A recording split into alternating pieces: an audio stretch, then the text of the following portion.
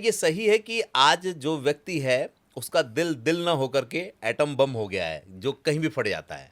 देखिए, अभी आपको समझना पड़ेगा कि जिस तरीके की लाइफ़स्टाइल अब हम जी रहे हैं, जिस तरीके का हम खाना खा रहे हैं, जिस तरीके का पानी पी रहे हैं, जिस तरीके के हमारे आचार-विचार हैं, ये सारे के सारे अपनी बॉडी पे एक स्ट्रेस डालते हैं। हम लोग बोलते हैं कि अब मुझे कोई स्ट्रेस नहीं ना, मैं तो अच्छा काम कर रहा हूँ, मुझे तो सब कुछ है, पर उसके पास भी कहीं न कहीं एक ऐसा स्ट्रेस है, जो कि इनविजिबल स्ट्रेस है। आप देखिए कि जो अब जैसे अभी कितना एयर पॉल्यूशन चल रहा है, कितना ज़्यादा पॉल्यूटेंट है ये, कितना ज़्यादा हार्ट की बीमारियाँ या कैंसर या लंग की बीमारियाँ कॉज़ कर रहा है। जैसे आप पानी पी रहे हैं, आपने कभी देखा होगा मल्टियों में गंद से गंदा पानी, लोग अचानक से इतने बीमार हो रहे हैं। जो खाना खा रहे हैं, वो अडल्ट्रेट खाना खा रहे हैं, हर खाने में कुछ ना कुछ मिलावट है। जो आप फ्रूट खा रहे हैं, उसमें सारा केमिकल मिला हुआ है। जो आप फूड उगा रहे हैं, सब्जियाँ, उसमें केमिकल मिला हुआ है। तो जो ये लाइफ़स्टाइल चेंजेस जो इधर ये 20-25 सालों में जो इंडस्ट्रियलाइज़ेशन बहुत हुआ है, जिसका जो लाइफ़स्टाइल लोगों का चेंज हुआ है। अब देखिए, हम लोगों का मेन काम बैठ के ज़्यादा होता है। मैं डॉक्टर हूँ, बैठ के मरीज़ देख रहा हूँ, एक्सरसाइज़ करने का टाइम नहीं मिल रहा है।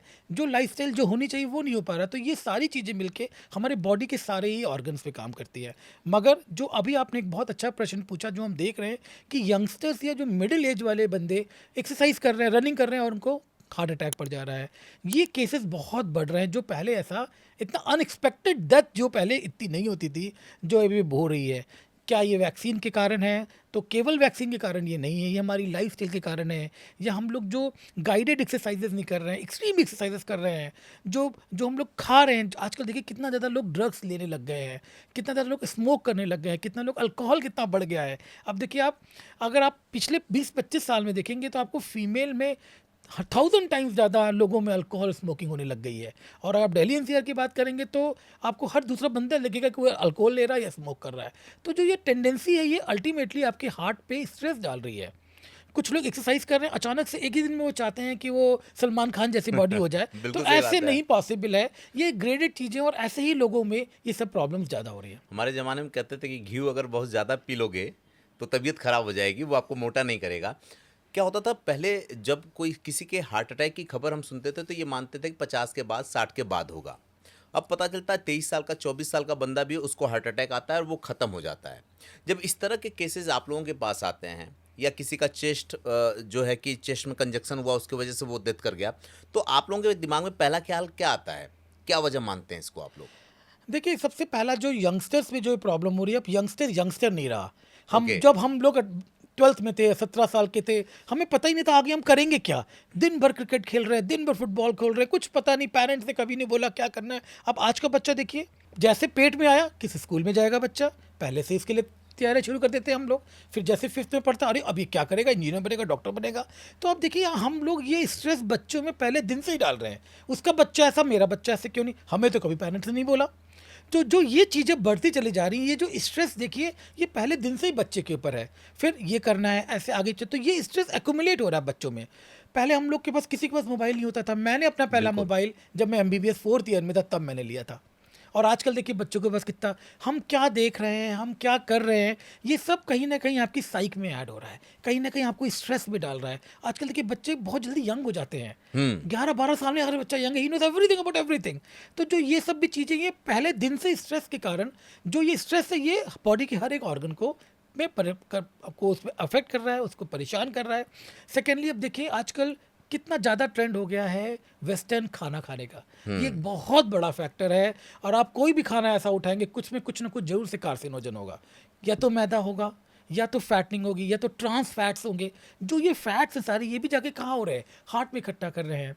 अगर हम इसको साइंस में जोड़ें, तो 10 साल के बाद से ही बच्चे की धमनियों में फैट जमा होने लग जाता है। ये नेचुरल प्रोसेस है। ओके। एथेरोस्क्लेरोसिस नेचुरल प्रोसेस है, सबको फैट जमा होना है, हमें आप में भी होना है। मगर आजकल बिकॉज जो हमारा इन्वायरमेंट है, इतना पोल्यूशन है, इतना आयनाइजिंग रेडिएशन है, एयर पोल्यूशन है, और जो ये फैट, ट्रांस फैट है। आजकल देखिए बच्चा, हम लोग पहले सुबह स्कूल से आए, बैग फेंका और सीधे अपने प्लेग्राउंड में। और आजकल बच्चा क्या होता है, बैग फेंकता है, अपना मोबाइल लेके पूरा वीडियो गेम खेलता है। जो ये चलन आया है बच्चों में, जो बच्चे स्टैग्नेट हो गए आजकल के बच्चे। देखिए, कभी आपने देखा कि हमारे हमारे किसी, आप, मैं आपसे पूछता हूँ, आपके अगर 100 दोस्त हैं, तो आपको उसमें कितनों को आपने मोटा देखा होगा? मुझे लगता है कि मैक्सिमम जो हमारे ज़माने के हैं वो तो नहीं है, वो तो फिट हैं। वो तो फिट हैं क्योंकि अच्छा क्या है ना, ये बहुत कॉमन बात है। मैं तब से यही सोच रहा था कि माँ-बाप सोचते हैं कि बच्चे को सारी सुविधाएँ दे दो। और उन्हें ये नहीं पता होता कि सुविधाएं दे करके बीमार बना रहे हैं। हमारे ज़माने में हम फिजिकल गेम खेलते थे, अब सारे के सारे डिजिटल गेम हो गए हैं, जिसमें वो मानसिक रूप से भी हरास हो रहा है, कहीं उसको रोग मार रहा है और कहीं कहीं वो खुद को अपने से मार दे रहा है।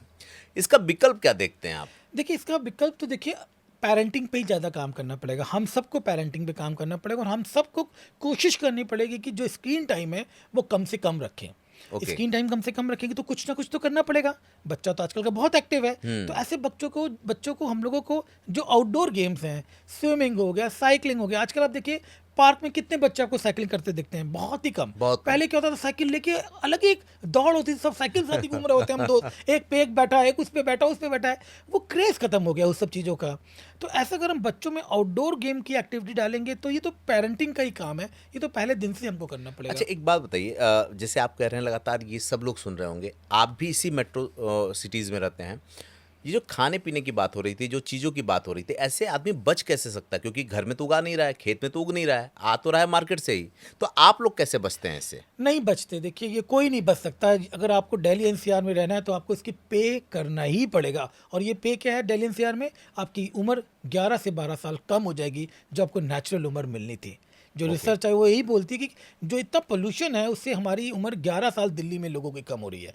केवल दिल्ली में नहीं, कानपुर में तो 9 साल, इनफैक्ट कलकत्ता में 9 साल। तो हर जगह ये उम्र कम होती चली जा रही है। तो ये हम लोग पे कर रहे हैं, सभी लोग इसका पे करेंगे। मगर हाँ, कुछ तरीकों से लाइफस्टाइल में चेंज करके हम थोड़ा इससे बच सकते हैं, थोड़ा बीमार कम रह सकते हैं। पर अल्टीमेटली ये तो हम सबको इसका खामियाजा भुगतना पड़ेगा। आपने पॉल्यूशन की बात की, अब जैसे ही अक्टूबर का महीना शुरू होता है, दिल्ली सरकार की धड़कन बढ़ जाती है। इवन मेट्रो सिटीज़ में जितने भी लोग हैं और प्रशासनिक इकाइयाँ जो हैं, उनकी धड़कन बढ़ जाती है और पता चलता है तमाम तरह के नियम कानून वो लगा देते हैं। ये पॉल्यूशन किसी के शरीर के किस-किस अंग को डैमेज करता है? देखिए, सबसे पहले पॉल्यूशन हमारी बॉडी के हर एक ऑर्गन को डैमेज करता है। अच्छा। पॉल्यूशन के डायरेक्टली कोई हो सकते हैं इफेक्ट, और इनडायरेक्टली और दूरगामी इफेक्ट हो सकते हैं। डायरेक्टली क्या होगा, लोगों को देखिए, आप पेशेंट को चेस्ट पेन हो रहा है, कंजेशन हो रहा है, आंखों में जलन होना, मुंह में एक कोई लेयर जैसा लगना, खांसी आना, चीखें आना, ये डायरेक्ट इफेक्ट है पोल्यूशन के। इनडायरेक्ट इफेक्ट है कि लोगों को जो अस्थमा के पेशेंट है उनमें प्रॉब्लम करना, सीओपीडी कॉज करना, किडनी को बीमार करना, लिवर को डैमेज करना। ये ऐसी बीमारी है पोल्यूशन, ये हार्ट अटैक तक को कॉज कर सकती है। पहले हम पढ़ते थे कि एक ही चीज़ पढ़ते थे, लंग कैंसर मतलब स्मोकिंग। स्मोकिंग एक सिनोनिज्म था लंग कैंसर के लिए। मगर आपको अब हमको जान को हैरानी होगी कि जो केसेस हैं लंग कैंसर के नॉन स्मोकर्स में ज़्यादा हो रहे हैं। वो क्यों? Because of air pollution. तो कैंसर इतना बढ़ता चला रहा है, कभी हमने सोचा नहीं होगा कि जो स्टिल बर्थ है, जो अबॉर्शंस हो रहे हैं एयर पॉल्यूशन के कारण, उसका रिप्रोडक्टिव सिस्टम तक में भी इतना असर होता है। तो ये एयर पॉल्यूशन तो बहुत ही खतरनाक है, हर एक बॉडी के पार्ट को इफेक्ट करता है। अच्छा, मतलब कई बार अभी आपने एक बहुत तेजी से एक टर्म बोल दिया आपने कि एबॉर्शन की बात की आपने, जी। कि होता है और उन महिलाओं को ये लगता है कि उनके अंदर कमी है जो यहाँ रहती हैं और मैक्सिमम केसेस दिल्ली एनसीआर में देखने को मिलते हैं। उसका एक बड़ा कारण ये हो सकता है? बड़ा कारण तो नहीं, पर एक छोटे कारण हो सकता है। देखिए, कोई भी चीज़ मल्टीफैक्टोरियल होती है हमारे में। ओके। एक किसी भी चीज़ के कई कारण हो सकते हैं। तो कैंसर, ये जो पोल्यूशन है, ये स्टडीज़ में पाया गया है कि पोल्यूशन स्टिल बर्थ और अबॉर्शन तक को भी इंड्यूस कर सकता है। ओके। अच्छा, जैसे कि किसी को अस्थमा होने वाला है या उसका लक्षण, तो कैसे वो पहचाने कि वो अस्थमा की तरफ जा रहे हैं वो?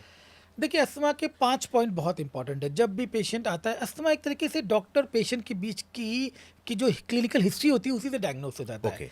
तो सबसे पहला, अगर आपके घर में बच्चे या यंगस्टर्स हैं, अगर उनको एपिसोडिक प्रॉब्लम हो रही है, मतलब साल में कभी दिसंबर में प्रॉब्लम हो रही है, नवंबर में प्रॉब्लम हो रही है जब नए वायरस नए फूल आते हैं, या उनको अप्रैल मई में प्रॉब्लम हो रही है जब नई फसलें कटती हैं, इसका मतलब है कि उस समय कोई ऐसा पॉलन है या ऐसा कोई एलर्जन है जो कि ये प्रॉब्लम कॉज कर रहा है। तो पहला पॉइंट होता है किसी सीजनल वेरिएशन के कारण कोई बच्चा अगर बीमार हो रहा हो।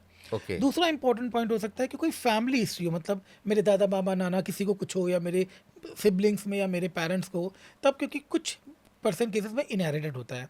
तीसरा इंपॉर्टेंट पॉइंट है, अगर मुझे बार बार दिक्कत हो रही है, मुझे बार बार कॉफ एंड कोल्ड हो रहा है, मुझे सीटी आ रही है मेरी आवाज़ में, जब मैं बोलता हूँ मैं सोता हूँ तो सीटी ऐसी बनने की आवाज़ होती है, ये चीज़ बार बार रिपीट हो रही है, तो ये अस्थमा हो सकता है।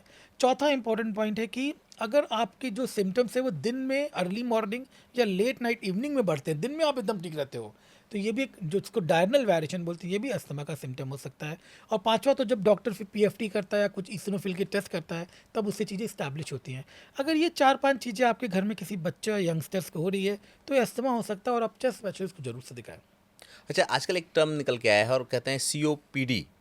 ये क्या है? किस तरह की बीमारी है? कैसे इसको रोक सकते हैं? ज़रा इसके बारे में बताएँ। हाँ, देखिए अस्थमा एक जेनेटिक है, इनहेरिटेड होती है। ये एलर्जी के कारण होती है हमारी बॉडी में। हमारी बॉडी सेंसिटिव है एलर्जेंस के लिए, पॉलन के लिए, फूल के पराग के लिए, कुछ वायरसेस से।